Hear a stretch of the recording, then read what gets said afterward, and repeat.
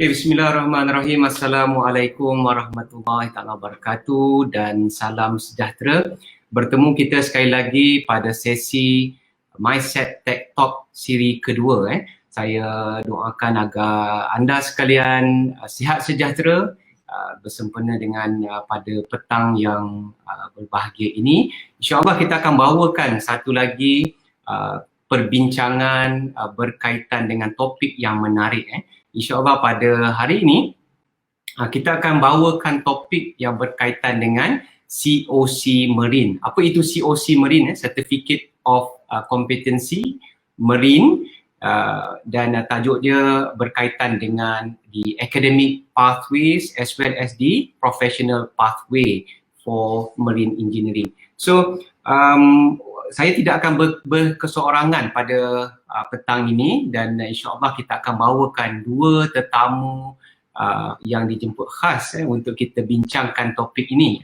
Saudara-saudara mungkin sudah sedia maklum, saya bukan dalam bidang marine. So pada petang ini kita membawakan dua tetamu khas, iaitu yang berusaha Profesor Madya, Dr. Muhammad Rizwan bin Zulfaqar. Beliau merupakan Profesor Madya di Universiti Kuala Lumpur, MIMED, dan juga yang berusaha teknologis Hasrul Rizal bin Abdul Rahim daripada Jabatan Laut Malaysia. So sebelum kita membawa kedua-dua panel jemputan pada petang ini, untuk maklumat semua penonton bahawa program Mindset Tech Talk dibawa khas oleh Mindset, Malaysian Society for Engineering and Technology, dan ini merupakan sesi yang kedua. Sesi yang pertama telah kita laksanakan pada bulan lepas, pada, kalau tak silap saya, pada 10 Julai yang lalu, di mana kita bawakan tajuk berkaitan dengan Licensed Aircraft Engineers, Academic Pathway. So untuk makluman semua, tajuk tersebut telah mencapai lebih 650 views di laman Facebook Mindset. Saya alu-alukan tontonan daripada tuan-tuan dan puan-puan. Jika ada sebarang persoalan ataupun pertanyaan berkaitan dengan topik kita pada hari ini, topik Marine COC Academic and Professional Pathway, bolehlah ditulis di chat box di dalam laman Facebook. InsyaAllah saya akan bacakan bagi pihak panel-panel jemputan kita. Untuk makluman semua, pada sesi pada kali ini, sesi ini dibawakan oleh Mindset, dan juga disupported by UniKL Malaysia Institute of Marine Engineering Technology, dan juga daripada Jabatan Laut Malaysia. Sebelum kita pergi jauh, suka cita saya ingatkan bahawa apa-apa juga perkara yang dibincangkan pada sesi melalui Mindset Tech Talk pada kali ini adalah merupakan pandangan peribadi ahli panel maupun saya sendiri sebagai host anda, dan ia tidak mewakili apa-apa kenyataan rasmi daripada Jabatan Laut, daripada UniKL, MIMED maupun daripada Malaysian Society for Engineering and Technology. So untuk segmen yang pertama ini, mungkin tuan-tuan pun tertunggu-tunggu berkaitan dengan pendaftaran COC Marine dengan Lembaga Jurutera Malaysia. Sebagai makluman kepada semua, pada tahun 2019 yang lalu, 2 tahun lepas, satu kumpulan kajian telah dilaksanakan oleh pihak Lembaga Jurutera di bawah Jabatan Akreditasi Kejuruteraan untuk membuat kajian kesetaraan kelayakan COC Marine untuk tujuan pendaftaran dengan Lembaga Jurutera. So ahli jawatankuasa kajian ini terdiri daripada wakil daripada Mindset, saya sendiri terlibat, dan juga wakil daripada pihak UniKL MIMED, Politeknik Ungku Omar, ada juga daripada Akademi Laut Malaysia iaitu Alam, dan wakil daripada Jabatan Laut Malaysia, dan tak lupa juga daripada Jabatan Perkhidmatan Awam. Kajian ini telah dilaksanakan dan telah dihantar untuk dibentangkan di Lembaga Jurutera, dan hasilnya pada Mei 2020 yang lepas, pada tahun lepas, pihak Lembaga Jurutera telah meluluskan hasil kajian tersebut, di mana kesetaraan kelayakan COC Marine kelas 4 disetarakan dengan diploma kejuruteraan maupun diploma teknologi kejuruteraan. Ini bermaksud pemegang lesen Marine kelas 4, COC kelas 4 layak untuk mendaftarkan diri mereka sebagai kita panggil sebagai IOW, Inspector of Works, maupun ataupun dikenali sebagai engineering technician. Pada masa yang sama, satu lagi kelayakan iaitu COC Marine kelas 2, kelas kedua, yang mana telah disetarakan dengan kelayakan Bachelor of Engineering Technology. Ini bermaksud mereka yang mempunyai kelayakan COC Marine kelas 2 telah layak berdaftar dengan lembaga jurutera sebagai jurutera teknologis, mana engineering technologis. Pada masa yang sama, apa jadi dengan COC kelas 1? Kajian ini telah diteruskan pada tahun lepas. Sejurus pihak lembaga jurutera meluluskan kedua-dua kategori ini, kelas 4 dan kelas 2, di mana jawatankuasa kelayakan dan juga peperiksaan ataupun lebih dikenali sebagai Examination and Qualification Agency di bawah lembaga jurutera telah menyambung kajian kesetaraan untuk melihat sama ada COC Marine kelas 1 ataupun lebih dikenali sebagai Chief Engineer untuk sama ada setara atau tidak sebagai jurutera siswazab. Ini telah diambil kira dari segi aspek knowledge profile, dari segi aspek complex problem solving dan juga complex engineering activities. Dan alhamdulillah hasilnya pada Oktober yang lepas tahun 2020, pihak lembaga jurutera juga telah bersetuju untuk memberi kebenaran hasil kajian bahawa kelayakan COC Marine kelas 1 ataupun Chief Engineer disetarakan dengan kelayakan Bachelor Kejuruteraan. Ini membolehkan pemegang lesen kelas 1 COC berdaftar sebagai jurutera siswazab dengan lembaga jurutera. Mungkin ramai yang mempunyai persoalan berkaitan dengan proses pendaftaran dan sebagainya, dan mungkin pada petang ini soalan-soalan tersebut boleh kita ungkaikan, kita jawab insyaAllah dengan kita bawa kedua-dua panel daripada bidang marine ni. Dan jika tuan-tuan ada persoalan, silakan ajukan persoalan di dalam Facebook chat box di dalam laman Facebook MySet. Untuk segmen yang seterusnya, saya tidak mahu memanjangkan sesi pengenalan ini. Sukacita saya menjemput tetamu kita yang pertama, iaitu yang bahagia Profesor Madya Dr. Muhammad Rizwan Zulfaqar. Apa khabar Tuan Doktor kita? Alhamdulillah baik. Dr. Rahim macam mana? Sihat? Alhamdulillah, nampak ceria Dr. Rizwan hari ini. So sebelum saya beri ruang untuk Dr. Rizwan berbicara berkaitan dengan marine engineering ni, mungkin elok saya memperkenalkan beliau lah. Mungkin ramai dah kenal, cuma sebagai adabnya kita memperkenalkanlah panel kita. Dr. Muhammad Rizwan memulakan kerjaya sebagai seorang jurutera marine dengan syarikat MISC, dan beliau adalah pemegang lesen COC Marine kelas 2. Jika tersilap mungkin Dr. Rizwan boleh betulkan nanti. Dr. Rizwan juga mempunyai diploma Marine Engineering daripada Alam, dan seterusnya mendapat ijazah sarjana muda pengurusan perniagaan dan Master Thermal Power and Fluid Engineering daripada University of Manchester Institute of Science and Technology, UMIS di UK, dan seterusnya mendapat PhD in Marine Engineering from Newcastle University. So yang ini bukan calang-calang orangnya untuk bercakap berkaitan dengan bidang Marine Engineering. Beliau juga pernah berkhidmat sebagai pensyarah di Akademi Laut Malaysia ataupun Malaysian Maritime Academy pada tahun 1998, dan seterusnya menjadi pensyarah di UniKL MIMET dan pernah memegang jawatan sebagai Head of Marine Engineering Technology. So baiklah Dr. Rizwan, panjang dia punya pengenalan tu. Mungkin sebagai permulaan ni, minit-minit awal ni mungkin Dr. Rizwan boleh terangkan sedikit lah berkaitan dengan bidang kejuruteraan marin. Mungkin ramai nak tahu, ramai pelepasan SBM dan mungkin ada juga saudara-saudara kita yang di luar sana nak tahu bidang kejuruteraan marin dan di mana para pelajar ni boleh mengikuti program akademik berkaitan kejuruteraan marin. Silakan. Terima kasih Dr. Rahim sekali lagi. Kepada semua, Assalamualaikum warahmatullahi wabarakatuh. Salam sejahtera. Saya punya nama saya rasa dah diperkenalkan oleh Dr. Rahim dengan baik sekali. Cuma ada sedikit pembetulan, minor pembetulan. Saya punya diploma Marine Engineering bukan daripada alam tetapi dari Politeknik Engkau Omah. Itu saja.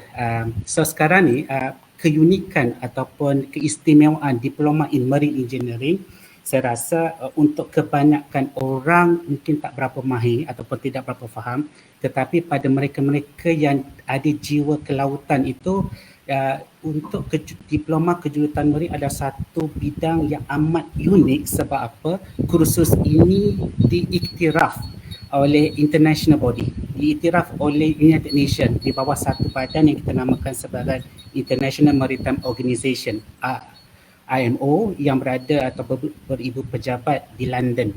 So di dalam IMO itu ada satu subkomiti khas yang kita letakkan bawah HTW, Human Watchkeeping Training, di mana semua silibus berkenaan dengan kursus yang kita kendalikan, sama ada diploma in marine engineering ataupun degree in marine engineering, adalah di bawah kurikulum yang dibangunkan oleh keseluruhan delegasi daripada seluruh dunia yang telah membincangkan silibus itu secara detail dan telah dibukukan, dan buku itu yang kita namakan sebagai STCW, dan khas untuk setiap chapter atau setiap silibus itu dia ada satu modul courses khas. So untuk diploma in marine engineering, jika dibabitkan dengan STCW, so dia di bawah chapter 3 ataupun table 3 1, iaitu untuk officer in charge as an engineer watch of 750 kilowatt. Right, di Malaysia ini kita cuma ada 4 saja pusat latihan yang diiktiraf oleh kedua-duanya. Satu daripada NQA dan satu lagi daripada Jabatan Laut sendiri yang mewakili IMO, yang mengiktirafkan diploma in marine engineering. Antara institut itu ialah kami, ini KL sendiri, dan yang kedua ialah daripada Politeknik Engkau Omah, yang ketiga daripada Akademi Laut Malaysia, dan yang terakhir daripada Sarawak Maritime Academy. So cuma ada 4 sahaja, tapi yang uniknya keempat-empat ini menggunakan pakai silibus yang serupa dan juga syarat kemasukan pelajar yang serupa. Tidak ada kurang, tidak ada lebih. So syarat kemasukan ini datang daripada IMO sendiri, telah dikuatkuasakan oleh Jabatan Laut. Dan dalam surat daripada Jabatan Laut tahun 2018, dia mention it's very clear. Sesiapa yang ingin memasuki diploma in marine engineering kena memenuhi syarat-syarat ini. Pertama, pelajar itu ataupun kandidat itu must be 18 tahun dan ke atas. Itu normal. Yang kedua, mesti sihat tubuh badan dan tidak ada rabun warna. Bermaksud pelajar-pelajar ini harus pergi membuat medical check-up pada klinik-klinik panel yang diiktiraf oleh Jabatan Laut. Senarai klinik panel ini tak perlu risau. Buka saja dalam website Jabatan Laut, dah tersenarai dah, dan harus pergi ke sana. Dan mereka ada borang yang khas untuk menandakan. Towards the end, dia akan cakap sama ada kamu ataupun kandidat ini fit ataupun tidak, sihat ataupun tidak dari kacamata untuk menjadi pelaut. Okey? Itu satu. So kebanyakan pelajar kita daripada SPM, sebab kita kat Malaysia ni, so bila dalam sijil pelajar Malaysia, benda yang biasa orang tanya berapa kredit diperlukan dan sebagainya. So in principle, untuk memasuki mana-mana empat kursus ini, empat pusat latihan ini, kita perlukan 5 kredit. Hanya 5 kredit saja, dan 2 kredit yang paling kritikal iaitu mesti ada subjek matematik minimum 1, dan juga mesti ada subjek sains ataupun technical subjects yang ada kredit. So yang selebihnya itu boleh dicampurkan selain pada kita perlukan lulus dengan bahasa Melayu dan juga lulus dengan bahasa Inggeris. So itu antara yang benda paling simple sekali. So pelajar-pelajar ini kemudiannya akan masuk kepada Jabatan Laut, kepada pusat-pusat latihan inti untuk memulakan diploma mereka. Seandainya ada pelajar daripada luar negara nak belajar di Malaysia. Okey, katakan daripada luar negara, di luar negara tak ada SPM. So mereka boleh pakai O levels mereka dan dibawa untuk dipertimbangkan untuk dimasukkan dalam diploma in marine engineer. Right, so rasa itu paling clear sekali. So dah cukup syarat tu, mereka boleh masuk sama ada di UniKL, Politeknik, Alam ataupun SMA. That's settled, so mereka akan buat proses pembelajaran seperti biasa. Kita akan berpandukan pada model kos 7.04, total hours ialah 1966, 1966. Ini ialah untuk kos subjek ya. So mereka akan selesaikan dalam tempoh masa yang disediakan. Kemudian mereka akan ada sea time selama 12 bulan. Habis 12 bulan, mereka akan buat preparation course dan seterusnya akan buat oral dekat Jabatan Laut. So that is a very simple. Jika dia pass, you fail, dia kena buat lagi sekali. So the moment dia pass, dia akan dapat satu certificate of competency as a fourth class COC. So kemudian pelajar ini ada dua pilihan.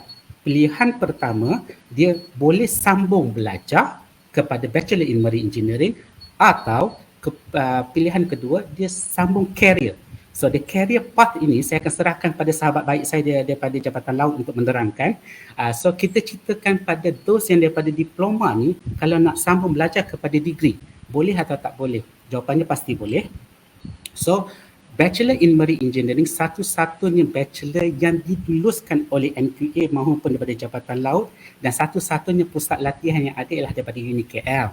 So at the moment hanya UniKL saja yang providekan Bachelor in Marine Engineering ni.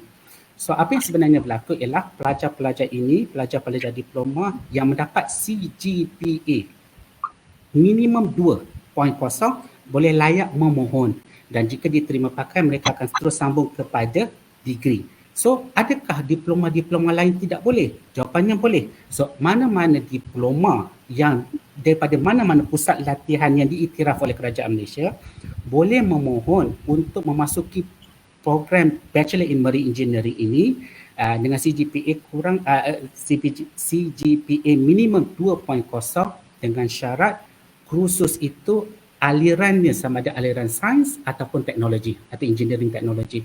So mereka boleh mohon dan kita boleh.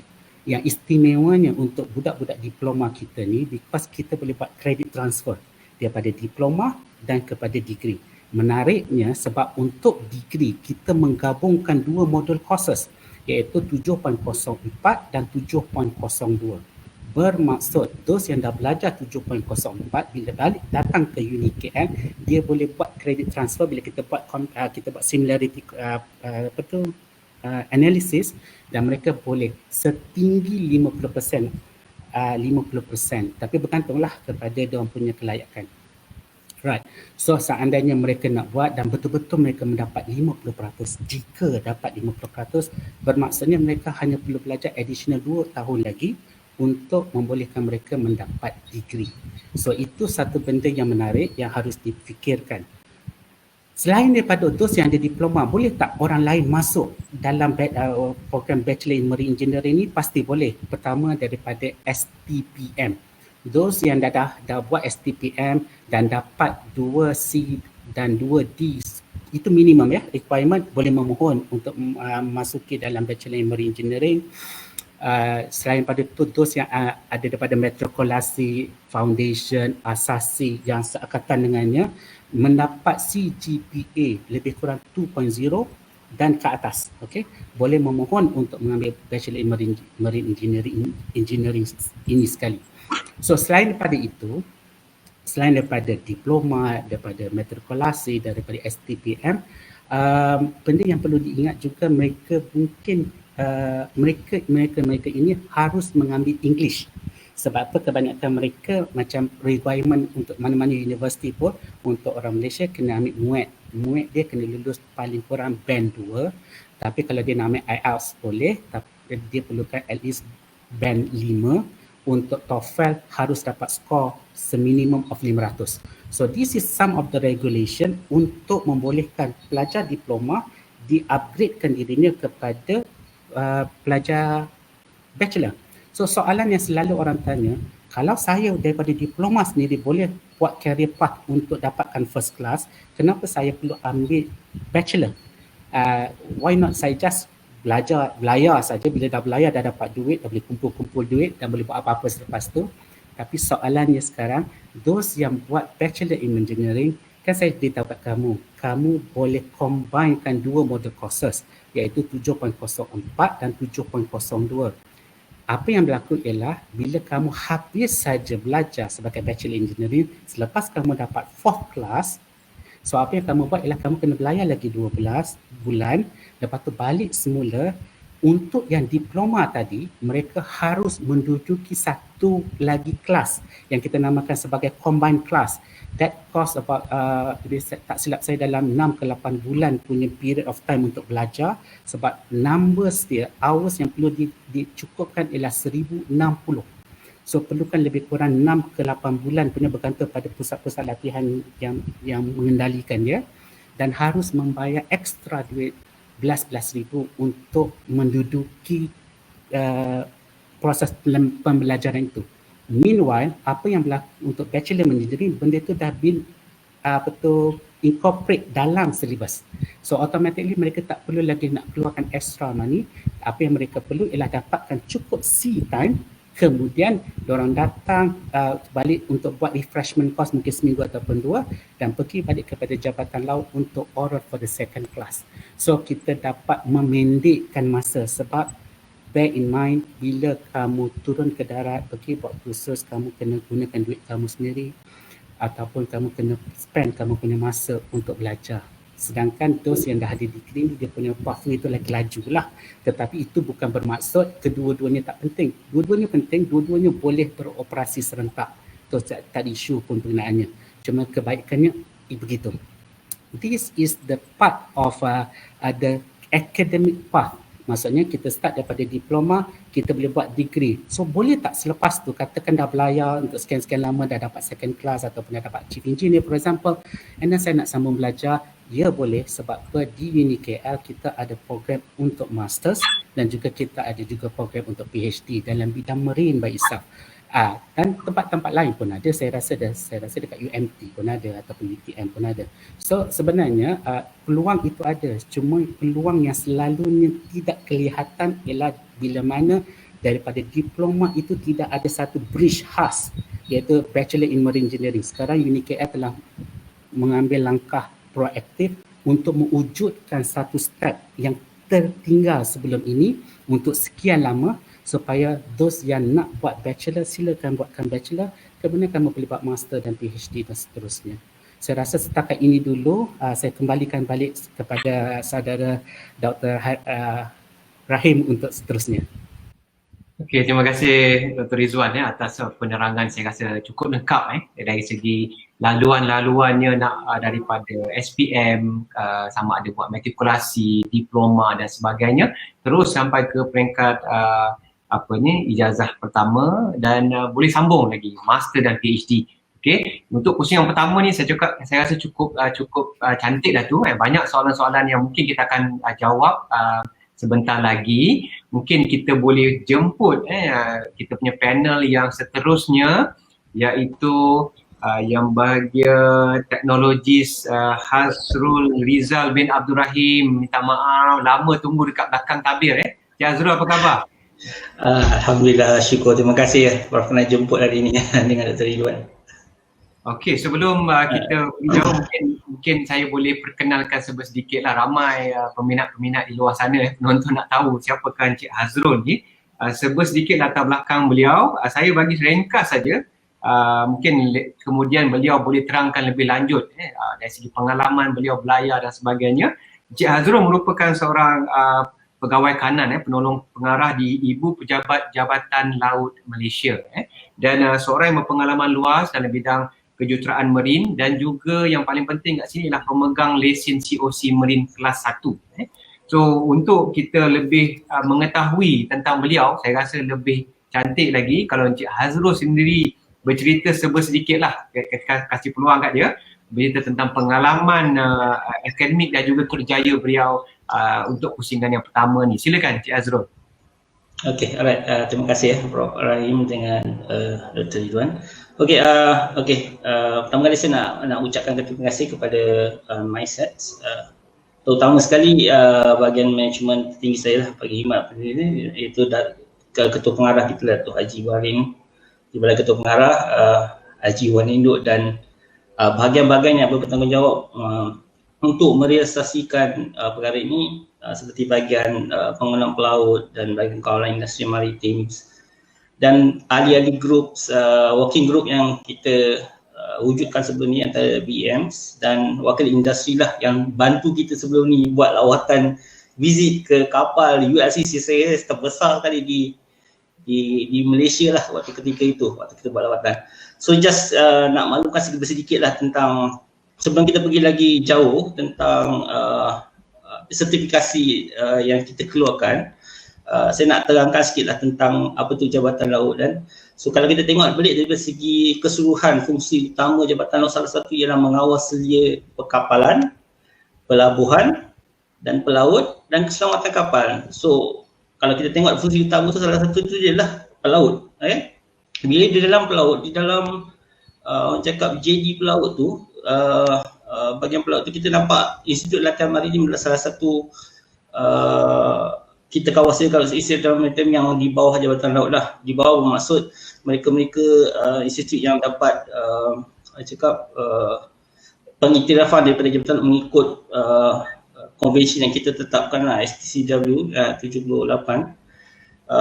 Dan juga kita juga mengawasi dia pelaut lah, masalah-masalah pelaut, sertifikasi dan segala perkara yang berkaitan dengan pelaut. So kita mengambil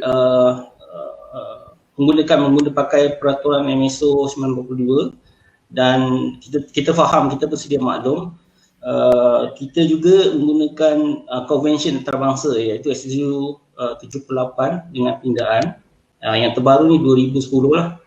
So dekat daripada, kalau kita tengok daripada segi statistik yang sedia ada ni, apa yang saya nampak ni, the last 20 years Jabatan Laut secara dasar kita keluarkan hampir lebih daripada 50,000 perakuan kekompetenan. Perakuan ialah equivalent macam COC lah, tu bahasa Melayu dia, perakuan kompetenan. So di mana pada 2020, pada tahun yang lepas saja, kalau kita tengok daripada segi pengeluaran perakuan kompetenan untuk chief engineer, lebih kurang 185 untuk satu tahun tu. Dan untuk second engineer kita ada lebih kurang 229, dan last kali yang tadi kita cakap housekeeping engineer yang kelas 4 tadi adalah sebanyak 203. So roughly every year kita keluarkan COC ada hampir 3K hingga 5K lah certificate of proficiency yang Jabatan Laut keluarkan. So kita fokus balik kepada perakuan yang bahagian enjin, sebab hari ini kita akan cerita 3 perakuan yang kita nak bangkitkan dalam kita punya perbincangan ni. Kita ada 10 perakuan kekompetenan yang kita keluarkan lah, di mana 4 dikeluarkan untuk perairan orang cakap tanpa had, pelayaran tanpa had, dan 5 adalah untuk near coastal, dan seterusnya yang domestik tu adalah untuk kita keluarkan 1 lah grade. So di mana di situ kita dalam cerita kita ni kita nak cerita pasal yang unlimited lah. Untuk pengiktirafan ni kita percaya dia merujuk kepada unlimited lah, tadi saya cakap lah, perairan antarabangsa. So jangan tuan-tuan puan rasa confused dekat di mana apa yang kita maklum. Kalau kita tengok balik daripada Konvensyen 78 waktu ketika mula-mula dikeluarkan, dia menggunakan nama kelas 1, kelas 2, kelas 4, ya, ada kelas 3, ada country akan gunakan kelas 3. Tetapi Malaysia secara proaktif pada tahun 99 dengan pindaan kaedah-kaedah penguasaan daerah, kita telah mengubah nama mengikut yang ditetapkan oleh konvensyen lah. So sebab tu kalau kita tengok tadi, ada orang cakap chief engineer, ada second engineer, ada orang cakap watchkeeper engineer. Itu adalah nama-nama yang sebenar sepatutnya kita akan gunakan untuk perakuan kompetenan lah. So jangan confuse, tapi tak apa. Kalau tuan-tuan rasa macam confuse nanti, kita akan guide lah. Saya percaya nanti ada pegawai Jabatan Laut akan bantu lah kat situ daripada segi perkara ni. So Kalau kita tengok semula daripada segi siapa yang memegang perakuan kekopitan ini, dan bukan hanya rakyat Malaysia saja. Kalau kita tengok daripada senarai yang ada di dalam kita punya statistik atau data kita ada lebih kurang dalam 12 negara yang memegang perakuan kekopitan yang dikeluarkan oleh Jabatan. Nanti kalau orang cakap, boleh sampai orang luar, boleh. Itu apa yang terjadi lah, sebab kita tahu yang untuk perakuan ini digunakan untuk kapal-kapal di luar negara dan dengan produk ini yang kita keluarkan daripada hasil daripada yang saya percaya Dr. Ridwan terangkan tadi, itu Institut Latihan mengeluarkan pelajar yang cemerlang dan diberi perakuan kekopitan oleh Jabatan Laut, dan seterusnya kita pun bagi kepada pelaut luar lah, yang mana nationality kita tengok dia saya cakap daripada 12 orang, 12 negara yang kita bagi itulah. Kita ada UK, kita ada Ukraine, Tanzania, kita ada Pakistan, India, Singapura dan sebagainya lah. So kita pergi kepada parts dia. Kita pergi lagi detail kepada part macam mana kita nak dapatkan perakuan kekopitan. Kita bermula pada bawah tadilah. Kalau yang pada bawah tadi dipanggil Warskeeping Engineer Officer, 750 kilowatt buh lah, di mana macam kita tengok tadi konsep yang Dr. Ridwan terangkan selepas dia habis diploma, dia telah melalui semua penilaian yang dijalankan oleh Institut Latihan Maritim. Dia akan datang appease ke Jabatan Laut, sebab kita tahu pintu terakhir untuk pengeluaran COC adalah di Jabatan Laut. So apa jadi, dia akan datang ke Jabatan Laut dan dia akan buat dia lah, memohon untuk buat peperiksaan lisan. So peperiksaan lisan mengikut macam kita cakap tadi, saya bagi contoh diploma, dia habis, dia datang Jabatan Laut dan dia akan go through oral examination. So macam kita tahu tadi, WKE ni adalah, kalau kita tengok standard, kita ada dua standard kat situ, kategori lah. Satu kategori operation level, yang satu lagi adalah management level. So WKE ni adalah operation level. Operation tu bermaksud dia akan melaksana arahan daripada management lah. So sama di mana-mana organisasi pun macam tu. So kita akan nilai dia dalam masa 1.5 jam. Itu adalah minima, tapi bergantung pada keadaan semasa lah. So waktu ketika peperiksaan tu lah, so dia ambil peperiksaan selama 1.5 jam minimum tu, dan kita go through, kita akan tanya soalan daripada segi kompetensi, daripada segi safety, daripada segi security dan sebagainya, daripada segi legislation dan perkara-perkara berkaitan untuk melayakkan dia menjadi seorang jurutera laut. So once dia lepas, dia berjaya, dan dengan assessment terakhir tu, dengan bantuan orang cakap berkhidmatan laut yang tadi disebutkan oleh Ridwan 12 bulan, bersama dengan modul kos yang perlu dihadiri, kita akan berikan dia perakuan kekopitan yang saya cakap tadi, WKE. Itu untuk WKE. Dan untuk the next, kalau kita tengok untuk second engineer kan, second engineer untuk unlimited 3000 kilowatt unlimited. So untuk dapatkan dia daripada WKE, saya bagi contoh, dia habis dia dapat WKE tadi, so dia perlu ambil clock times selama 12 bulan. Dia perlu belayar lah, di mana kapal lebih pada 3000 kilowatt. So dia perlu belayar, tak kira di antara international water ataupun near coastal water, dan dia belayar lebih pada 3000 kilowatt, cukup 12 bulan, dia datang balik semula ke darat. The first dia kena ambil, sebab tadi saya macam tadi Dr. Ridwan sebut tadi, dia ada dua cara. Satu cara dia pergi preparatory course, sebenarnya kelas persediaan. Di dalam kelas persediaan tu kita dia main masa lah dalam 6 hingga 8 bulan yang macam tadi Dr. Ridwan cakap. Dan lagi satu part ialah dia melalui bachelor tadi.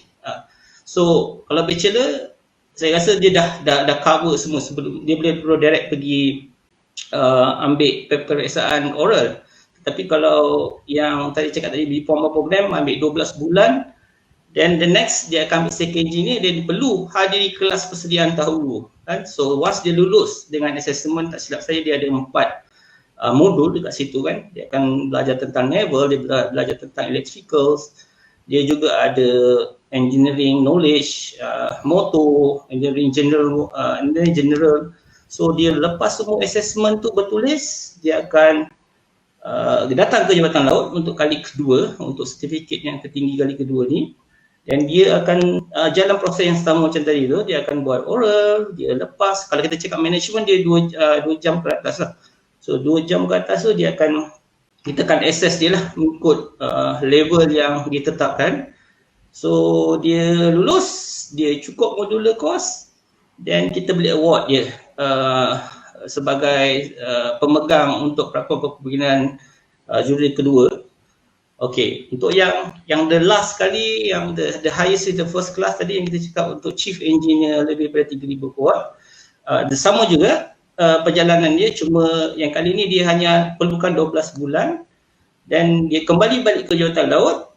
Kalau setengah pelaut ni, kalian pengalaman saya, dia kalau 12 bulan dia tak datang dulu, dia akan cari experience yang banyak, kadang-kadang sampai 10 tahun baru dia berani datang. Pasal apa?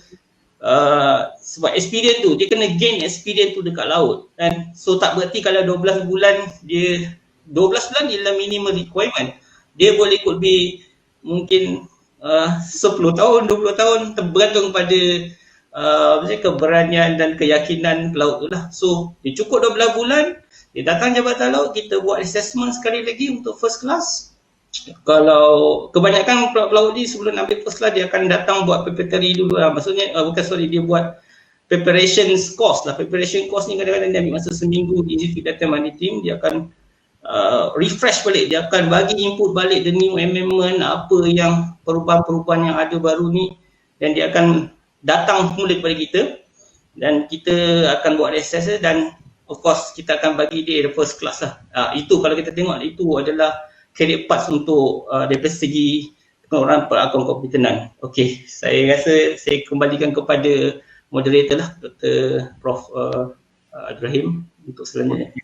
Terima kasih Encik Azrul atas penerangan tu. Memang jelas dari segi laluan pathway-nya daripada peringkat bawah sehingga daripada kelas 4 hingga terus kepada kelas 1 dan saya yakin majoriti para penonton ataupun yang mengikuti FB Live Mindset ini adalah di kalangan orang-orang yang terlibat dalam bidang marine. Mungkin kita boleh petik beberapa soalan, banyak soalan sebenarnya. Saya tak tahu nak mula yang mana. Ada yang tanya pasal akademik, mungkin ada yang tanya berkaitan dengan COC. Cuma kalau kita boleh jawab dahulu berkaitan dengan kelebihan yang saya boleh highlight kat sini daripada Cik Muhammad Syahril Ali ni, berkaitan dengan kelebihan pemegang COC yang berdaftar di bawah BEM. Mungkin yang ini sama ada Cik Hazrul sendiri boleh jawab ataupun Dr. Rizwan lah. Kenapa nak daftar dengan BEM ni? Daftar dengan Jabatan Laut tak cukup ke? Mungkin saya serah pada Cik Hazrul dulu. Silakan Cik Hazrul. Okay, alright. Terima kasih Encik Syahril daripada Politeknik Ungkoma. Okay, kalau kita tengok daripada segi kelebihan pemegang PCOC yang untuk daftar dekat bawah BM ni. So kita tahu kalau daripada segi, kita tengok daripada segi dasarnya, sertifikat ni lebih kepada engineering lah. So dia lebih terperinci tentang cakap mechanical and so on. So macam apa yang kita sedia maklum, BEM ni dah lama established dan dia adalah salah satu badan yang orang cakap diiktiraf dan duduk di bawah telah diluluskan oleh parlimen dan sebagainya.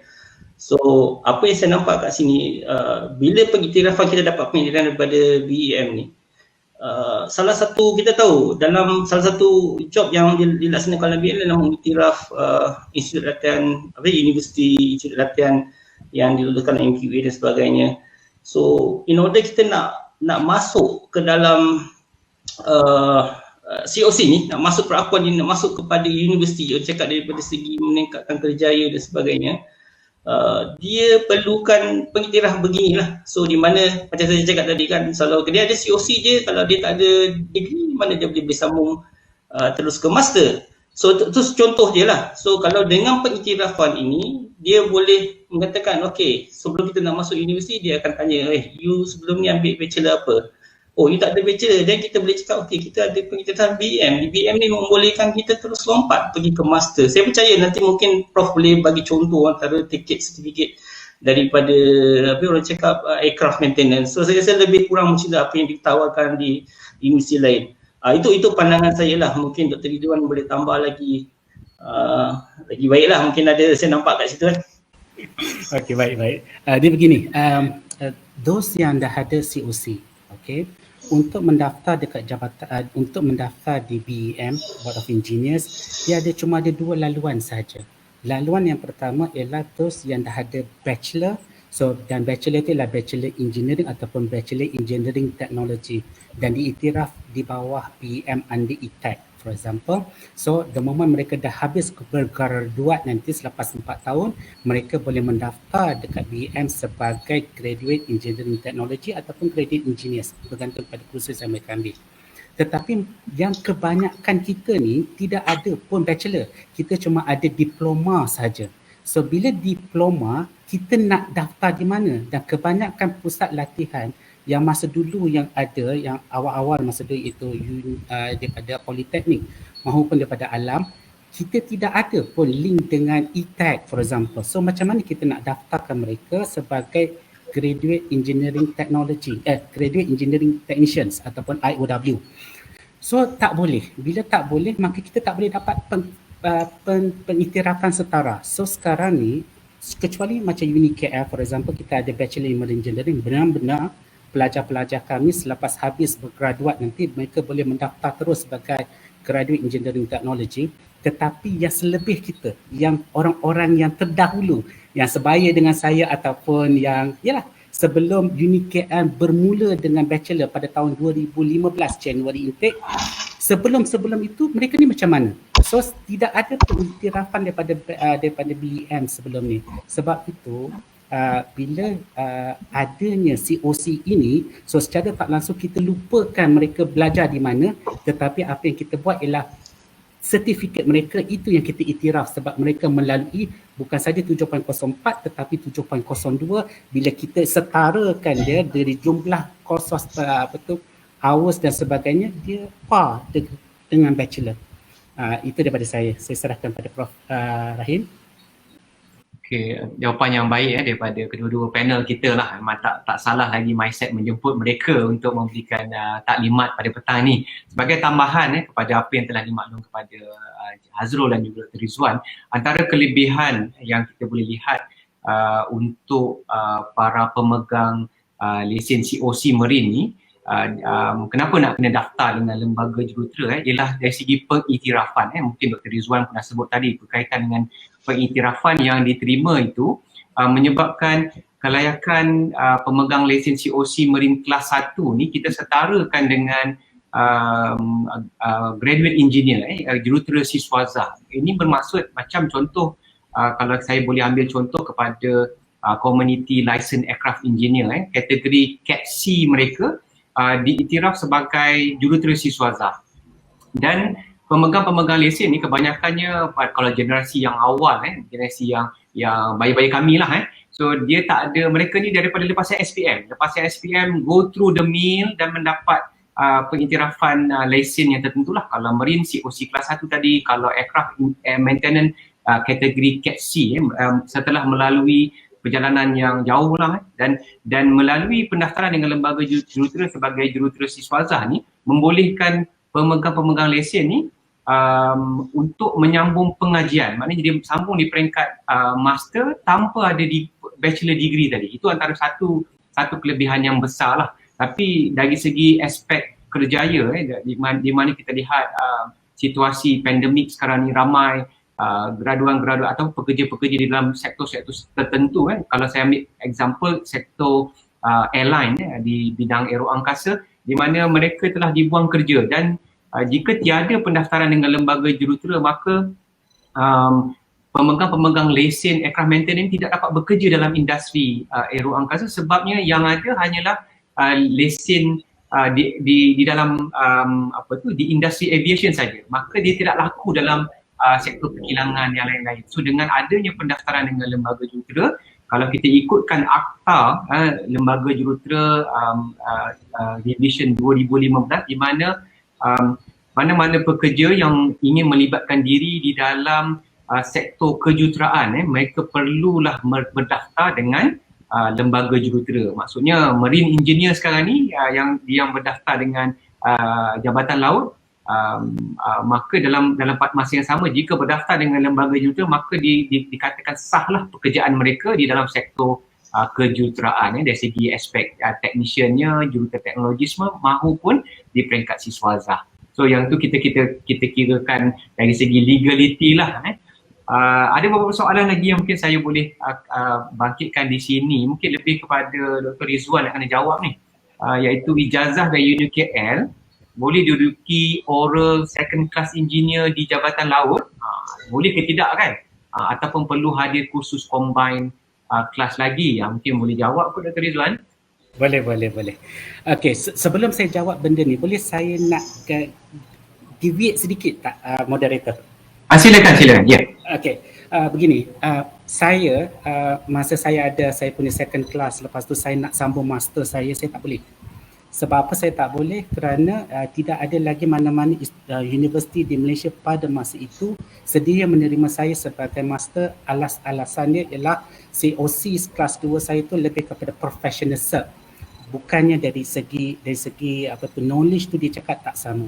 So apa yang saya buat ialah saya sambung belajar ke UK, ke Manchester dengan menggunakan certificate of competency itu sendiri. So saya ada second class tu. Lepas tu saya terfikir dalam diri saya dua benda. Mengapa di universiti di UK boleh menerima COC tetapi di Malaysia tidak? Itu pertama. Dan yang kedua, kalaulah begini, maksudnya tidak ada lagi satu barisan pelajar yang ada degree dalam marine engineering. Sebab apa? Kita tidak ada laluan antara diploma dan degree untuk nak sambung lain-lain.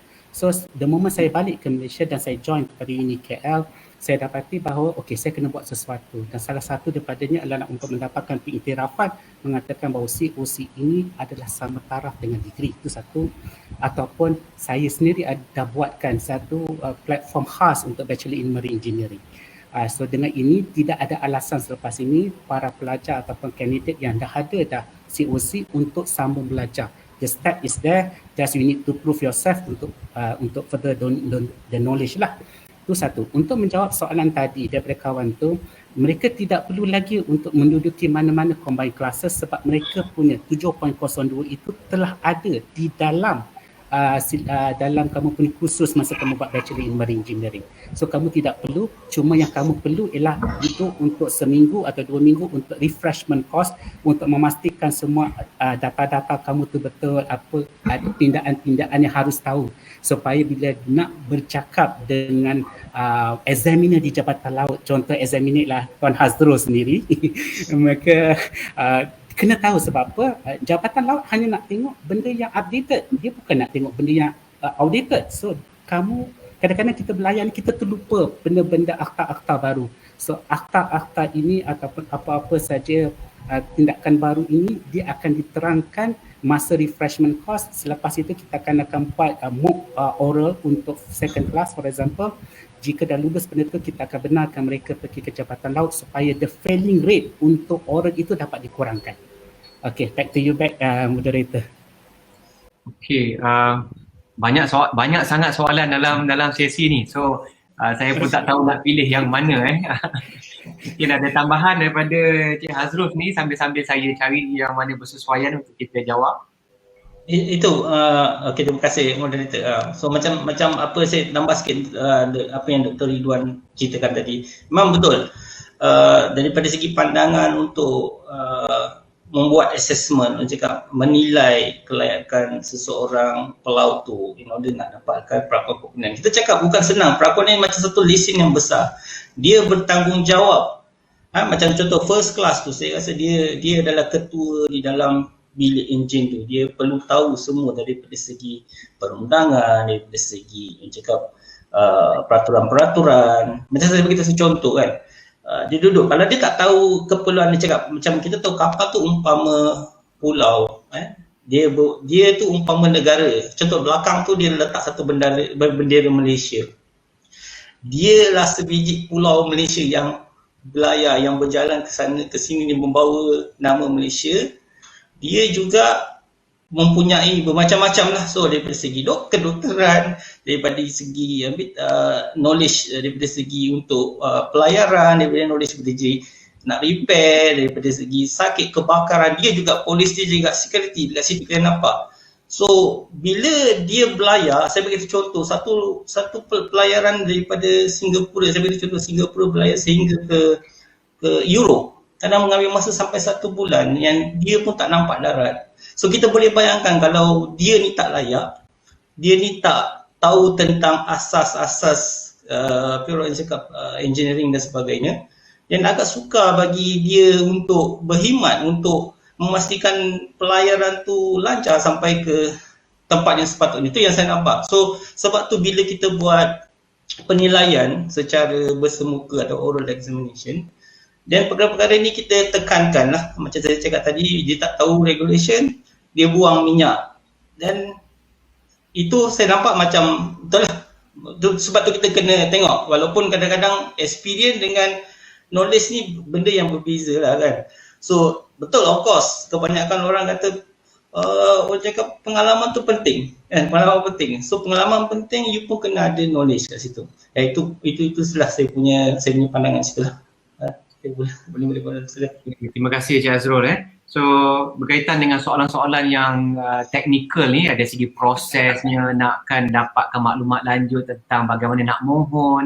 So saya rasa mungkin nak jawab, panel-panel kita nak jawab kat sini mungkin waktu kita agak suntuk. InsyaAllah pihak Sekretariat MySet akan cuba menjawab melalui FB nanti, melalui chat box sebaik saya sesi ni tamat. Tapi maknanya kita dah masuk pusingan terakhir.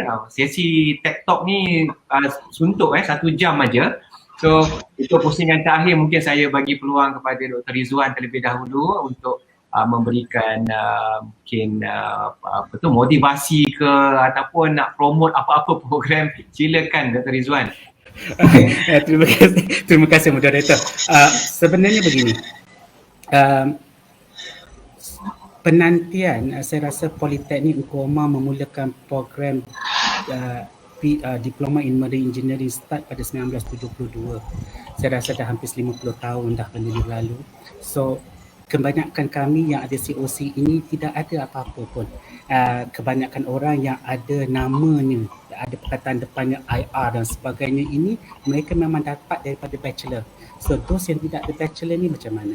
So inilah peluang dan inilah ruang yang disediakan untuk kita memohon. Kalian mempunyai banyak experience. Experience kamu tu dah burst dah tak boleh nak cerita dah.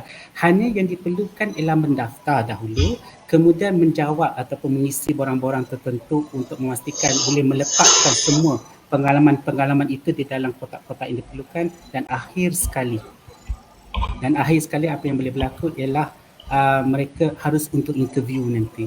Dan di situlah saya rasa orang yang akan menemuduga kamu akan belajar lebih daripada orang yang ditemuduga. Saya rasa begitu. So sekarang ni the things only can be done the moment you apply for that one. So saya rasa peluang terbuka luas. Sekarang ni saya tidak ada kuasa untuk memaksa kamu, tetapi inilah satu-satunya peluang yang ada untuk kalian grab dan juga melihatkan diri anda setaraf dengan bachelor-bachelor yang lain, malah lebih tinggi daripada itu untuk menjadi PE kemudian. Terima kasih.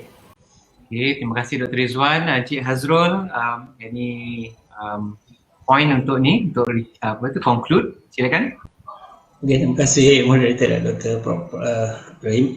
Okay, daripada saya, secara dasarnya saya cukup bersyukurlah dengan so of course agak terkejut lah saya difahamkan beberapa kali langkah-langkah, bukan langkah strategic, langkah-langkah untuk kita diiktiraf, terutama COC pemegang COC ini telah bermula semenjak ingat 30 tahun, 40 tahun lepas. So beberapa kali langkah tu semua tak berjaya. Tapi akhirnya alhamdulillah saya nampak dekat sini bila kita duduk sekali, kita ada orang cakap ada semangat, kita nak cuba ubah, dan alhamdulillah kita dapat pengiktirafan, hasil itu pun hasil daripada yang ahli panel hari ini yang berusaha keras untuk menjadikan benda ni kenyataan. So itu bukan itu sajalah yang saya nampak industri dan bahagian-bahagian daripada Jabatan Laut sendiri pun yang cakap support membolehkan benda ni jadi. Daripada saya juga saya nampak dekat sini bagi pelaut-pelaut yang sedia ada yang rasakan ingin, kita percaya kalau kita mengharapkan kita ada satu tahap lah di sini bagi pelaut ni. Pengalaman saya, bila dia berlayar sampai satu tahap dia mesti nak settle down, dia mesti nak turun darat, dia mesti nak dekat dengan keluarga. Kita tahu, kita bayangkan sampai 6 bulan tinggalkan keluarga, anak besar pun kita tak tahu, dia sampai tak kenal kita sebagai bapa dia sebab 6 bulan kita tinggal.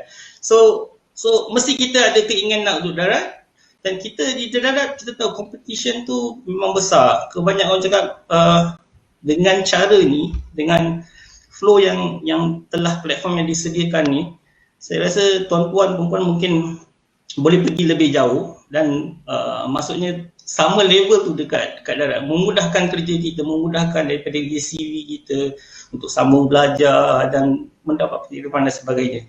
Cuma yang dekat sini saya nak bertekankan untuk dapatkan endorsan ni, biasanya kita perlukan ni lah, orang cakap sebelum nak datang. Kalau kita tengok flow tadi macam sebelum ni yang wakil saya boleh daripada moderator kata pendaftaran daripada DBM. So the end of the day saya percaya sebelum iktirafan ataupun kelulusan DBM dia akan datang Jabatan Laut juga. Kenapa? Kita cakap kita nak tengok Jabatan Laut mana, orang pelaut mana yang nak memohon perakuan supaya kita dapat data, kita dapat tahu berapa banyak pelaut yang berminat untuk pergi sambung dan dapatkan pengiktirafan daripada DBM. So of course sekali lagi last kali saya nak ucapkan terima kasih kepada ahli semua, dan sekurang-kurangnya kita buat sesuatu daripada kita tak buat apa-apa. Okey, terima kasih. Saya pulangkan kepada moderator Prof. Okey, alhamdulillah, terima kasih banyak Encik Hazrul dan juga Dr. Rizwan atas perkongsian pada petang ini. Dan kalau kita lihat pada soalan-soalan dalam chat box tu, ramai yang agak teruja dan gembira lah berkaitan dengan apa yang telah berlaku sekarang ni. Dan untuk makluman semua, sebagaimana saya maklumkan pada awal sesi tadi, kajian Marine COC ni adalah kajian yang kedua pihak lembaga jurutera jalankan hasil kerjasama dengan pelbagai pihak dan yang pertama tadi berkaitan dengan License Aircraft Maintenance Engineer. Kumpulan License Aircraft Maintenance Engineer pun dah boleh diiktiraf dan boleh berdaftar dengan lembaga jurutera. Kumpulan kedua adalah daripada Marine Engineer, dan alhamdulillah sebagaimana dimaklum tadi dah boleh register. So apa tunggu lagi? So kami mengalu-alukanlah pihak daripada semua yang hadir pada petang ni dapat berdaftar. Dan sebagai contoh, Dr. Rizwan dan Cik Hazrul sendiri, mereka berdua adalah orang yang pertama orang pertama dan kedua lah yang berdaftar sebagai engineering technologies dan juga sebagai graduate engineer. Ada juga yang tanya kenapa nak jadi graduate engineer lagi. So sebenarnya ia membuka laluan yang lebih luas lah. Once you jadi graduate engineer, maka laluan untuk menjadi professional engineer, laluan untuk menjadi professional engineer with practicing certificate tu terbuka luas. Dan sementara kita menunggu professional engineering technologies yang akan ni saya bagi hint sedikit lah. InsyaAllah ada laluan kerjaya untuk engineering technologies di mana pihak lembaga jurutera akan membuat perubahan akta pada masa yang terdekat nanti. So sebelum saya mengakhiri sesi Mindset Tech Talk pada petang ini, saya ingin merakamkan ucapan berbanyak terima kasih kepada ahli-ahli panel kita, Profesor Madya Dr. Rizwan daripada Unicel MIMET dan juga teknologis Hazrul Rizal bin Abdul Rahim atas kesudian untuk bersama kita pada sesi petang ini. Dan insyaAllah sebagaimana sedia maklum, kalau Mindset Tech Talk ni pada akhir rancangan kita akan maklumkan apa yang kita akan bercakap pada sesi yang akan datang. InsyaAllah pada sesi yang akan datang, sesi yang ketiga, kita akan membawakan topik perbincangan berkaitan dengan Certified Technician dan Professional Technologies. Yang ini kita pergi kepada board satu lagi, iaitu Malaysian Board of Technologies. Mungkin ada tadi tanya macam mana nak jadi teknologis macam Cik Hazrul, macam mana nak jadi certified technician dan sebagainya. So apa kelebihan-kelebihan dan laluan-laluan pendaftaran untuk menjadi berdaftar dengan Lembaga Teknologi Malaysia. Yang itu insya-Allah kita akan laksanakan sesi Tech Talk yang ketiga pada 4 September tahun 2021, dan sebagai motivasi kepada yang nak jadi laluan untuk professional engineer, insya-Allah pada Oktober nanti kita akan buat satu sesi route to professional engineer. Yang ini macam mana nak jadi professional engineer, daripada marine ke, daripada mechanical ke, daripada electrical ke, apakah perkara yang perlu anda buat untuk kita membuat persediaan. So dengan itu saya bagi pihak Mindset mengucapkan banyak terima kasih kepada tuan-tuan dan puan-puan yang hadir pada sesi petang ini. InsyaAllah kita akan cuba jawab soalan-soalan yang tak terjawab ni dulu. Banyak soalan-soalan ni mungkin saya akan kongsikan bersama panel-panel kita lah. Cik Hazrul dengan Dr. Rizwan pun boleh jawab. Saya nampak ramai yang tolong jawab. Terima kasih banyak-banyak. So untuk maklumat lanjut, insyaAllah tuan-tuan dan puan-puan boleh juga melayari website Mindset untuk mendapatkan maklumat lanjut berkaitan dengan program-program yang dianjurkan oleh Mindset, terutamanya berkaitan dengan kejuruteraan dan teknologi. Oleh itu, kita akhiri sesi kita dengan wabillahi taufiq wal hidayah. Wassalamualaikum warahmatullahi wabarakatuh. Stay safe everybody. Bye bye for now.